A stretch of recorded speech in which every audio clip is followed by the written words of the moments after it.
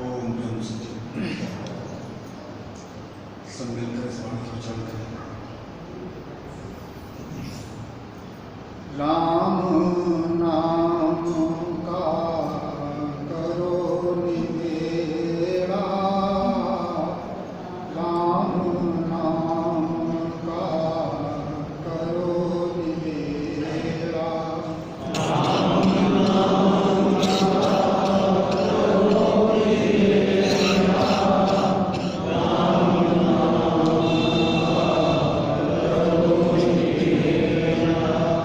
दुर्लभ पायो भव जल फेरा, दुर्लभ पायो भव जल फेरा, दुर्लभ पायो भव जल फेरा, दुर्लभ पायो भव जल फेरा, सबके अंतर रया समाई, सबके अंतर रया समाई, सबके अंतर रया समाई, सबके अंतर रया समाई, रमता राम कोई गुनी दियाई, रमता राम कोई गुनी दियाई, रमता राम कोई गुनी दियाई, रमता राम कोई गुनी दियाई, रोम रोम में रमत स्वामी, रोम रोम में रमत स्वामी, रोम रोम में रमत स्वामी, रोम रोम में रमत स्वामी, राम नाम भज अंतर्यामी, राम नाम भज अंतर्यामी, राम नाम भज अंतर्यामी, राम नाम भज अंतर्यामी, ऐसा राम विचारे जोई, ऐसा राम विचारे जोई, ऐसा राम विचारे जोई, ऐसा राम विचारे जोई,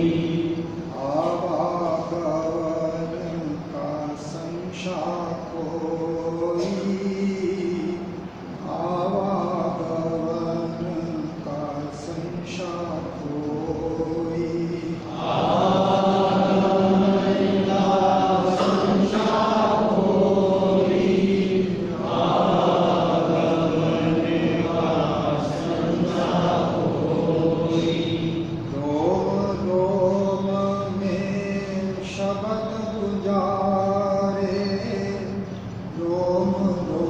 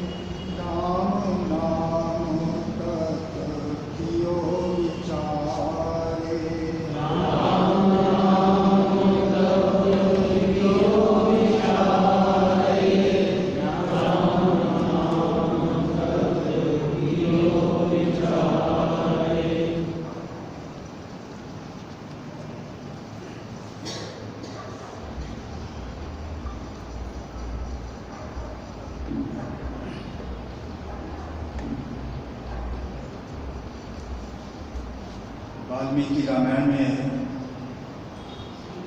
एक प्रसंग आता है।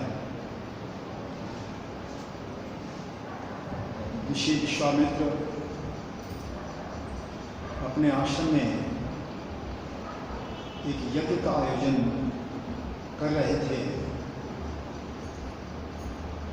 जो उनके लिए बड़ा महत्वपूर्ण था। तो उस यज्ञ को राक्षसों ने विध्वंस कर दिया।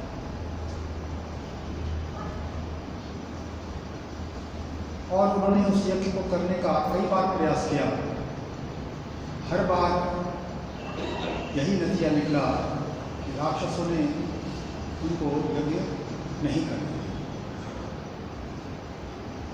अपने आप में ऋषि विश्वामित्र सर्वसमर्थ थे। अपनी शक्ति से 1 मिनट में उनको भस्म कर सकते थे, लेकिन ऋषि का धर्म हिंसा करना नहीं होता। इसीलिए वो राजा दशरथ के पास अयोध्या गए।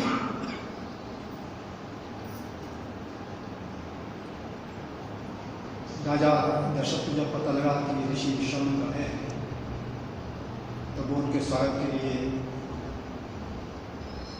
उनके आगे आए और बड़ी श्रद्धा प्रेम से उनको अपने राज दरबार कर दिया।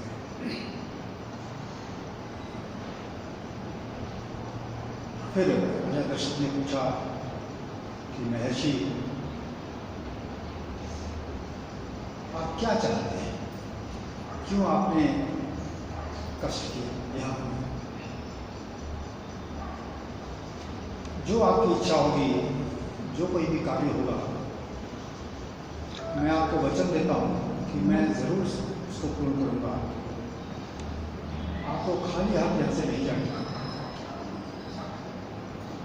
जब महर्षि विश्वामित्र आश्वस्त हो गए, तब उन्होंने अपनी इच्छा राजा दशरथ के सामने व्यक्त की। उन्होंने सारा घटनाक्रम सुनाया जो उनके आश्रम में बीता था। तो उन्होंने कहा कि उन राक्षसों को समाप्त करने के लिए श्री राम सबसे उत्तम व्यक्ति हैं जो इस कार्य को भले कम कर सकता है। राजा दशरथ ने जब सुना तो अंदर से बड़े व्यथित हुए और इतने परेशान हुए कि उन्होंने साफ साफ इनकार कर दिया कि अभी तो राम पूर्ण यौवन को भी नहीं प्राप्त कर सके हैं, क्योंकि उस समय आयु उनकी 20 वर्ष से भी कम थी। उन्होंने ठीक कहाँ से शस्त्र विद्या भी नहीं सीखी है। मैं उनको आपके साथ कैसे भेज सकता?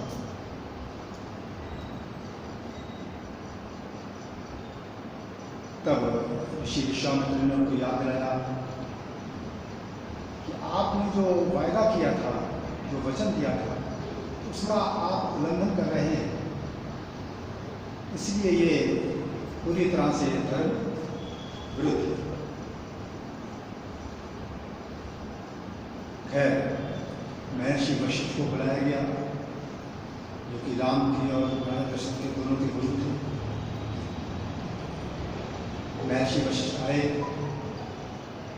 राम को भी बुलाया गया, राम को भी बताया गया कि महर्षि विश्वामित्र क्या चाहते हैं। फिर महर्षि वशिष्ठ ने राजा दशरथ को उनका राजधर्म समझाया और वो क्या गलती करने जा रहे हैं उस गलती को समझाया। तो वो जो ज्ञान महर्षि वशिष्ठ ने दिया राम के लिए और राजा दशरथ के लिए, वो ज्ञान योग वशिष्ठ नामक शास्त्र में उपलब्ध है। उसी का एक प्रकरण है मुमुक्षु व्यवहार प्रकरण, जिसमें महर्षि वशिष्ठ का जो संदेश लिखा हुआ है, उसका केवल एक अंश मैं आपके सामने पढ़ रहा हूँ, जो हमारे लिए बहुत ही उपयोगी है और जीवन का ठीक निर्णय करने में बड़ी सहायता करेगा, इसलिए इसको ध्यान से श्रवण करें। महर्षि वशिष्ठ कहते हैं, शास्त्रज्ञ सत्पुरुषों के बताए हुए मार्ग से चलकर अपने कल्याण के लिए जो मानसिक, वाचिक और कायिक चेष्टा की जाती है, अर्थात मन वचन कर्म के द्वारा जो चेष्टा की जाती है, वही पुरुषार्थ है और वही सफल चेष्टा है। फिर सुने, शास्त्रज्ञ सत्पुरुषों के बताए हुए मार्ग से चलकर अपने कल्याण के लिए जो मानसिक, वाचिक और कायिक चेष्टा की जाती है, वही पुरुषार्थ है और वही सफल चेष्टा है। उससे भिन्न जो शास्त्र विपरीत मनमाना आचरण है, वो पागलों की सी चेष्टा है। इसका मतलब हुआ, कोई भी ऋषि, कोई भी गुरु जो धरती पर आता है, जिस प्रकार आज हमारे सामने श्री मंगत राम जी का शास्त्र उपलब्ध है सत्याग्रह के रूप में, तो उनका भी वही निर्णय है जो उस समय महर्षि वशिष्ठ का था। सत्पुरुषों के निर्णय में कोई भेद नहीं होता, क्योंकि महाराज जी ने स्पष्ट सत्याग्रह में लिखा है कि सत्पुरुष के नाम कर्म न्यारे न्यारे होते आए हैं, परंतु उनका जो ज्ञान स्वरूप है वो एक ही था। हम तो उनको नाम रूप से जानते हैं, परंतु वो सब एक ही नाम से जाने जाते हैं, परमेश्वर या सत्य। वो एक ही सत्ता है जो विभिन्न देह जो अवतार रूप में संसार में प्रकट होती है, उसको द्वारा वो सत्ता हमारा मार्गदर्शन करता है। तो इसीलिए बड़ा सीधा सा मार्गदर्शन है महर्षि वशिष्ठ का कि ईश्वर के मार्ग पर चलने के लिए जो कुछ भी पुरुषार्थ किया जाता है, या ईश्वर प्राप्ति के लिए जो कुछ भी पुरुषार्थ किया जाता है, वही वास्तव में सफल चेष्टा है, अर्थात हमारे जीवन की ठीक क्रिया है। उससे अलग जो मनमाना आचरण है, जो हम संसार की नकल करके सीखते हैं, वो पागलों की सी चेष्टा है, अर्थात वो मलिन कर्म है, मलिन व्यवहार है। इसी बात को महाराज जी भी सत्याग्रह में लिख रहे हैं। यही बात है। चैप्टर है पवित्र जीवन, उसका 3रा और 8वां वचन है जो इस बात का निर्णय कर रहा है। महाराज जी लिखते हैं, बुद्धि की पवित्रता, सत्विचार, सत आचार, सत विश्वास और सत्ययत्न से ही हो सकती है। बुद्धि की पवित्रता, सत विचार, सत आचार, सत विश्वास और सत यत्न से ही हो सकती है। वास्तव में परम पवित्र स्वरूप तो एक जीवन शक्ति आत्मसत्ता ही है, जो तमाम खेदों अर्थात दुखों और विकारों से न्यारी है और नित परिपूर्ण आनंद स्वरूप है। उसी शक्ति को परमेश्वर, ब्रह्म, ज्ञान आदि अनंत नामों से सिद्धों ने उच्चारण किया और वह ही शक्ति बुद्धि के परे प्रकाश कर रही है। ऐसी महाशक्ति के प्राण जब बुद्धि होती है, तब असली शुद्धि को प्राप्त हो सकती है और उस महाशक्ति के विचार को सद्विचार कहते हैं और उस शक्ति के परायण होकर के निर्मल कर्म शरीर द्वारा करने, इसको सत आचार कहते हैं। और उसी शक्ति का अधिक से अधिक विश्वास दृढ़ होना ही सत विश्वास है, और उसी शक्ति के अनुभव करने का यत्न ही सत यत्न है। तो बड़ा स्पष्ट है कि वास्तव में परम पवित्र स्वरूप तो एक जीवन शक्ति आत्मसत्ता ही है, जो तमाम खेदों और विकारों से न्यारी है और नित्य परिपूर्ण आनंद स्वरूप है। मुझको आनंद चाहिए, खेद या दुख नहीं चाहिए।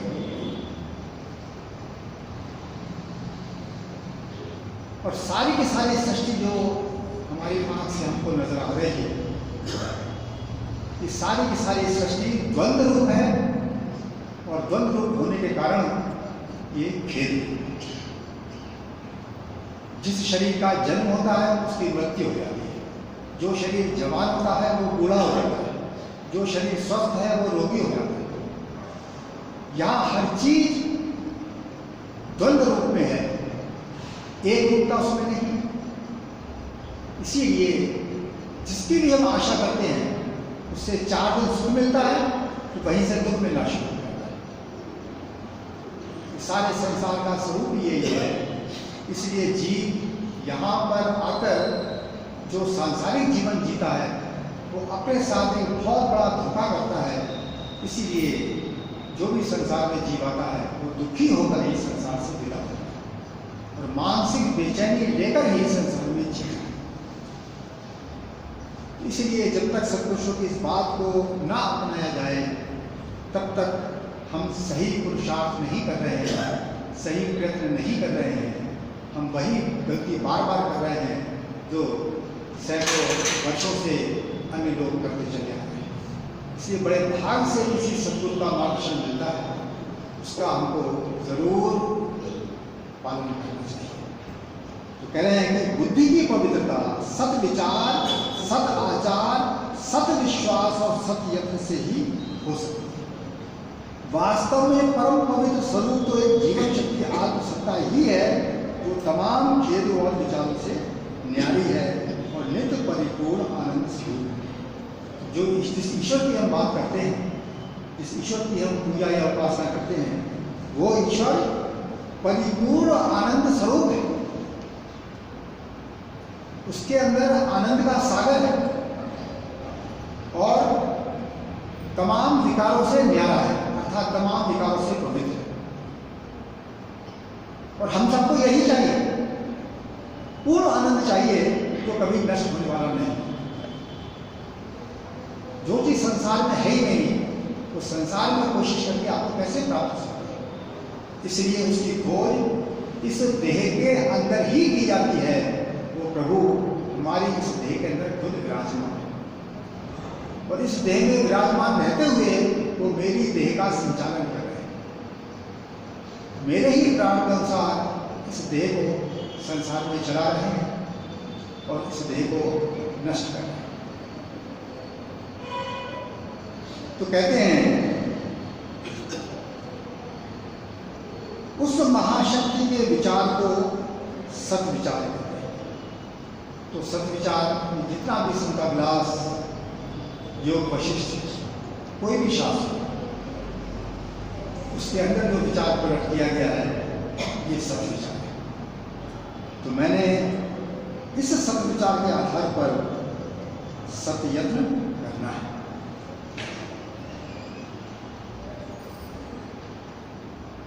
आगे कहते हैं उस शक्ति के परायण होकर के निर्मल कर्म शरीर द्वारा करने, इसको सत आचार कहते हैं। उस शक्ति के अर्थात ईश्वर के परायण होकर निर्मल कर्म इस शरीर द्वारा करने, इसको सत आचार कहते हैं। तो आचरण तो मेरा है, अर्थात कर्म तो मेरा है, लेकिन असत आचरण है। क्यों? क्योंकि मैं संसार परायण होकर या देह परायण होकर सारे कर्म करता हूं और सारे निर्णय करता हूं। तो सत्पुरुषों का जीवन आप देख लीजिए, वो इस बात का उदाहरण होता है। महाराज जी का जीवन आप देख लीजिए कि जितना भी जीवन उन्होंने व्यतीत किया, उनके कर्म करने की दिशा क्या थी, उनके मन में सोच की दिशा क्या थी, उनके बुद्धि के निर्णय की दिशा क्या थी। हम सब जानते हैं कि हर कर्म, हर निर्णय, हर सोच उनको ईश्वर की ओर ले जा रही थी, और उसी के लिए वो दूसरों का मार्गदर्शन भी कर रहे हैं। इसीलिए जब तक हमारा आचरण उस ईश्वर के आधार पर नहीं होगा, हमारे अंदर ईश्वर का विश्वास तो है लेकिन दृढ़ विश्वास नहीं। ईश्वर में हम अपना कल्याण नहीं समझ सकते। लौट फेर कर अपना कल्याण हमको संसार की सफलता में देखना पड़ता है। इसलिए जब दो चीजें सामने आती हैं, जब महाराज जी कहते हैं प्रेमी इस मार्ग पर यदि चलना चाहते हो तो स्टार्ट कहाँ से करना पड़ेगा? करें कम से कम 1 घंटा सुबह और 1 घंटा सायकाल या सोने से पहले तक आपको ईश्वर के नाम में जरूर खर्च करना पड़ेगा। ये मस्ट है। लेकिन मैं क्या करता हूं, क्योंकि मेरा निश्चय, मेरा विश्वास संसार में है कि यहां यदि विफलता मिली तो जिंदगी बर्बाद हो जाएगी, यहां यदि सफलता मिली तो जिंदगी खुशहाल हो जाएगी। तो मेरा निश्चय संसार में, तो मैं क्या करता हूं, संसारी कर्म को छोड़कर मैं उपासना नहीं करता, मैं उपासना को छोड़कर संसारी कर्म में संलग्न करता हूं, उसमें लीन होता हूं। तो समझौता मैं उस मार्ग से करता हूं जिस मार्ग पर चलने के लिए ये मानव देह मुझको दी गई, मानव जीवन मुझको दिया गया, उससे मैं समझौता कर लेता हूं। और जिससे मैंने बचना था, जिसको मैंने सिंप्लीफाई करना था, छोटा करना था, उसमें मैं समझता तलाश करता हूँ जीवन की और उसको बढ़ा देता हूँ। फिर उसको मैं प्रगति करके देखता हूँ, उन्नति करके देखता हूँ। ऐसा क्यों होता है मेरे साथ? ऐसा इसलिए होता है कि मेरे अंदर सही निश्चय नहीं है। तो कह रहे हैं उसी शक्ति का अधिक से अधिक विश्वास, दृढ़ होना ही सत्य विश्वास है। वो जो ईश्वर है, उस शक्ति का दृढ़ विश्वास होना चाहिए। वो मेरी आत्मा है, वो मेरा जीवन है।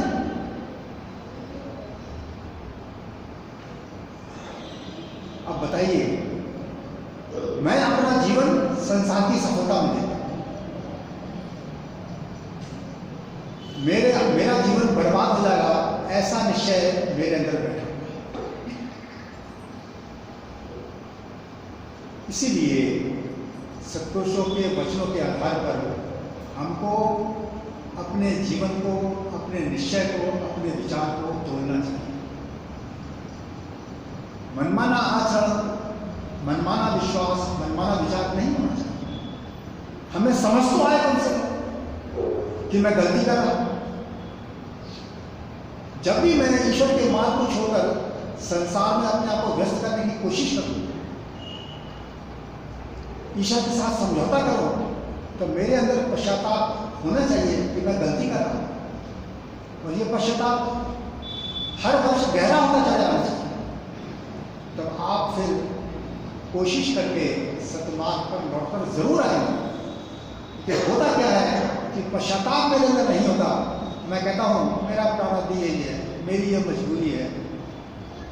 ये उन लोगों के लिए आदेश है कि 1 घंटा सुबह, 1 घंटे सायकाल कम से कम सिमरन करना चाहिए, जो संसार में खाली हो।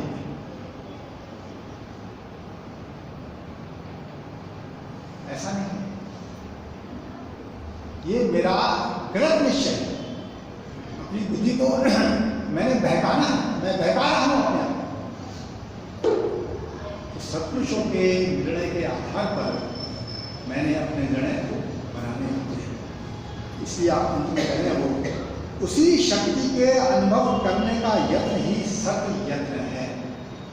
अब बताइए, वो शक्ति जिसको हम ईश्वर कह रहे हैं, वो मेरी इस देह के अंदर मुझको उपलब्ध है, और वो आनंद रूप है, वो ज्ञान रूप है, वो चेतन रूप है। चेतना कहते हैं कॉन्शियसनेस, जानने वाली सत्ता। मुझको पता है मैं जानता हूं, तो मेरे अंदर चेतना है जो मैं जानता हूं, लेकिन ये चेतना आई कहां से? ये चेतना ईश्वर से मेरे पास आई, क्योंकि जीव का और ईश्वर का निरंतर संग बना हुआ है। ईश्वर ने मुझको अर्थात जीव को एक सेकंड के लिए भी नहीं त्यागा। तो जो चेतना का स्रोत है, इसी चेतना को अध्यात्म में प्रकाश कहते हैं, इसलिए उस प्रकाश को चेतन प्रकाश कहते हैं। संसार की लाइट नहीं है।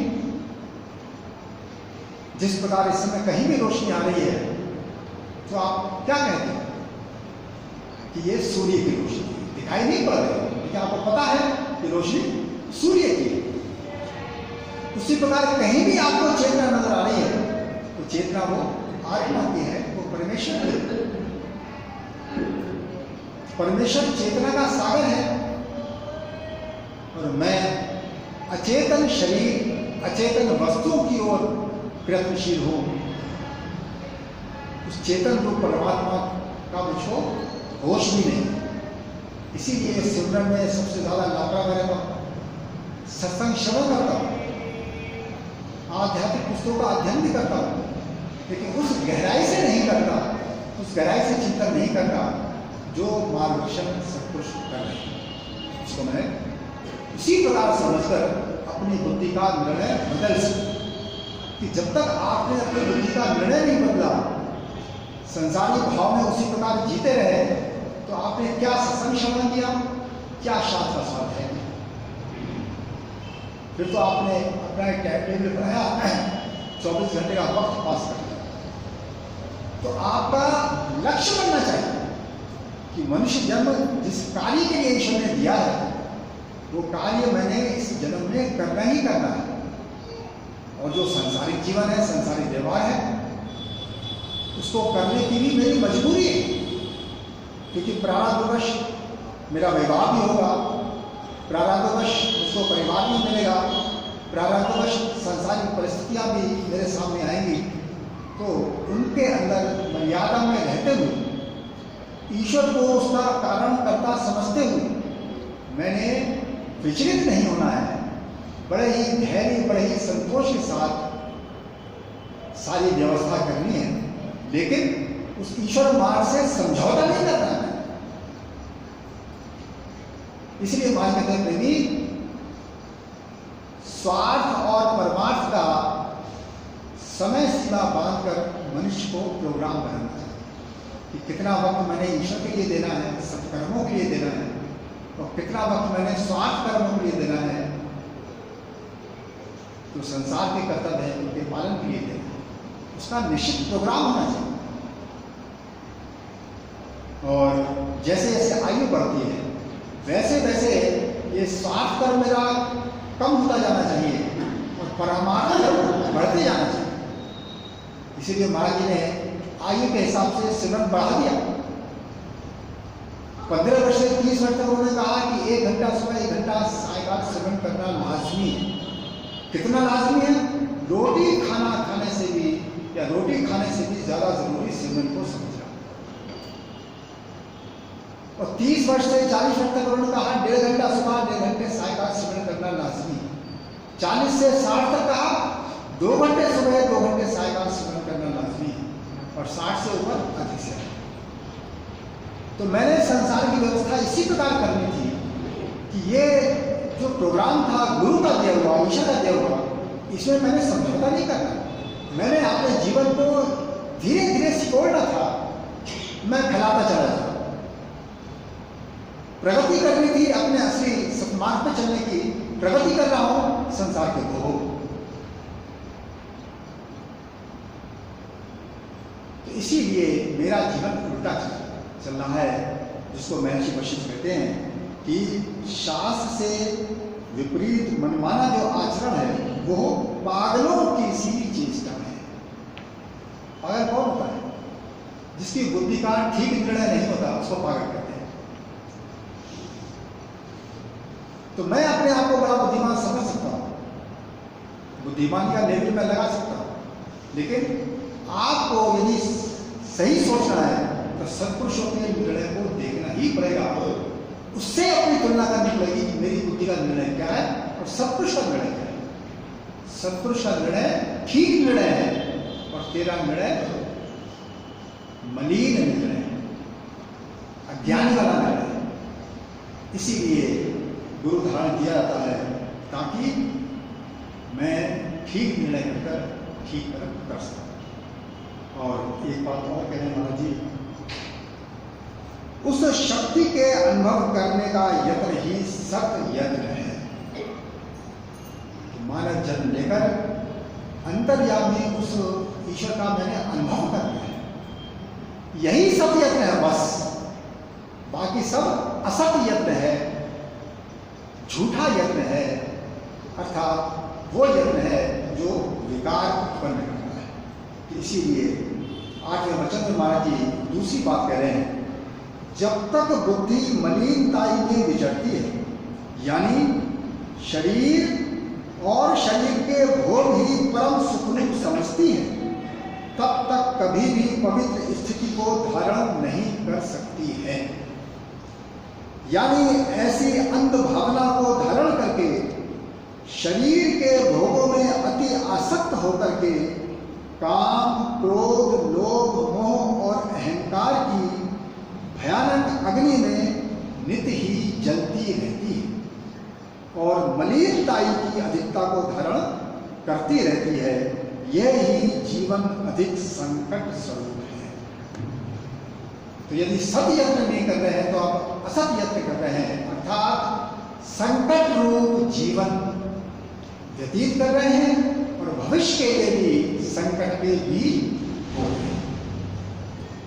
इसीलिए वाणी जी महाराज जी की भी यही बात कह रही है, सुख संपत्ति को पाए के बुद्धि होए मलिन, नित ही रमया भोग में अंधकार नित जी।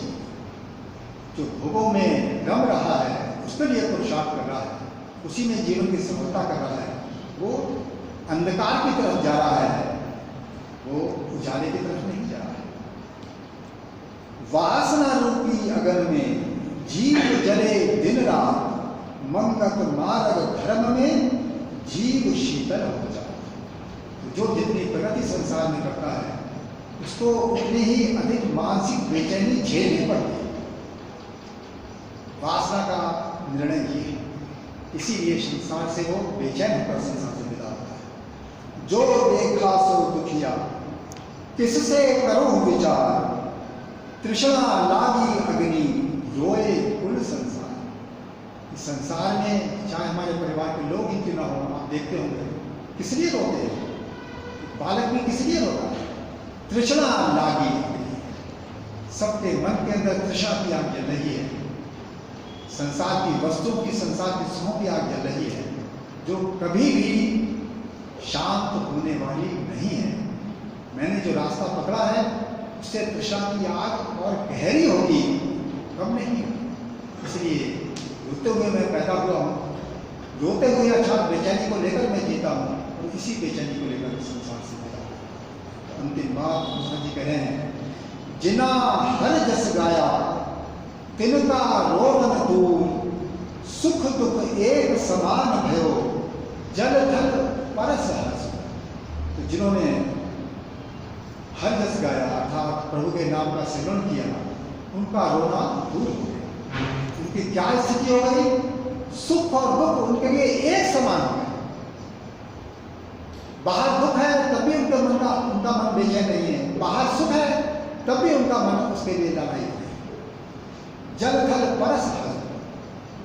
उन्होंने उस ईश्वर का दर्शन जब अंदर किया तो केवल अंदर ही उसी को नहीं पाया, उन्होंने सारे जगत में भी उसी को पाया। जित देखो कुछ और सखीरी, सामने मेरे सामने। उसकी यह स्थिति हो जाती है कि वो हर जगह आत्मदर्शन करता है, इसीलिए प्रसन्नचित्त होकर अपने जीवन को सफल करके संसार से विदा होता है। वो